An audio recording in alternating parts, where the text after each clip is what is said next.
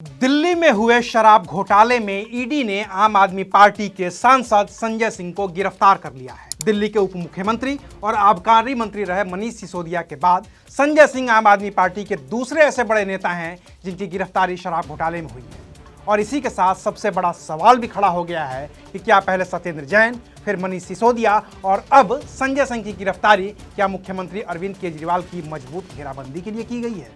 नमस्कार, मैं हूं अविनाश और आप देख रहे हैं बात चाहे सत्येंद्र जैन की हो या फिर मनीष सिसोदिया की या फिर संजय सिंह, ये सब के सब दिल्ली के मुख्यमंत्री अरविंद केजरीवाल के करीबियों में से एक रहे हैं। अरविंद केजरीवाल खुद मुख्यमंत्री हैं और उनके पास दिल्ली सरकार से जुड़ा कोई भी विभाग नहीं है, यानी कि वो सिर्फ और सिर्फ मुख्यमंत्री हैं। बाकी विभाग अलग अलग मंत्रियों के पास है। तो केजरीवाल पर सीधे आरोप लगाना आसान नहीं है, क्योंकि मंत्रालय नहीं है तो फिर फैसले भी उनके नहीं है, उनके मंत्रियों के। इसलिए केजरीवाल की घेराबंदी की शुरुआत हुई सत्येंद्र जैन की गिरफ्तारी से। अरविंद केजरीवाल अपने स्वास्थ्य मंत्री सत्येंद्र जैन को कट्टर ईमानदार बताते रहे, लेकिन ईडी ने उनकी एक भी नहीं सुनी और 30 मई 2022 को सत्येंद्र जैन गिरफ्तार कर लिए गए। गिरफ्तारी हुई मनी लॉन्ड्रिंग से जुड़े एक मामले में, जिसमें कहा गया कि सत्येंद्र जैन ने मंत्री रहते हुए 14 फरवरी 2015 से 31 मई 2017 के बीच बेनामी संपत्ति अर्जित की है। सत्येंद्र जैन करीब 1 साल तक जेल में रहे।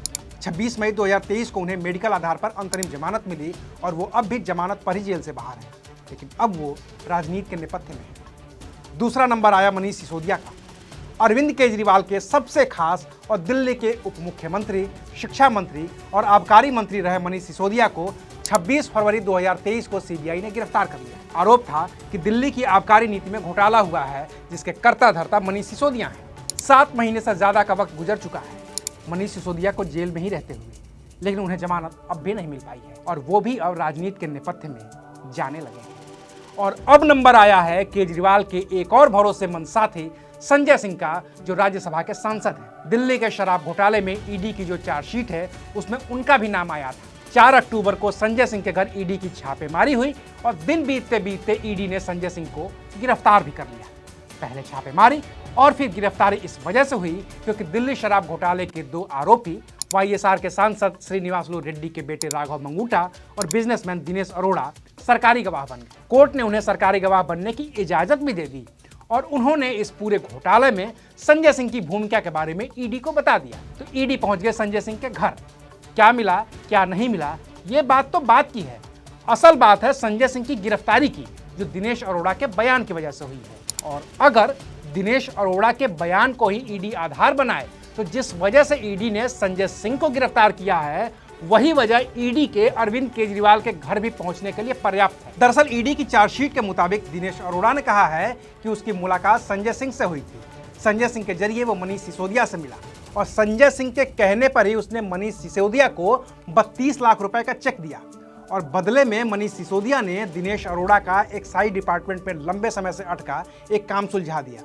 तो इस तरह से दिनेश अरोड़ा के कहने पर पहले मनीष सिसोदिया आरोपी हुए और फिर संजय सिंह।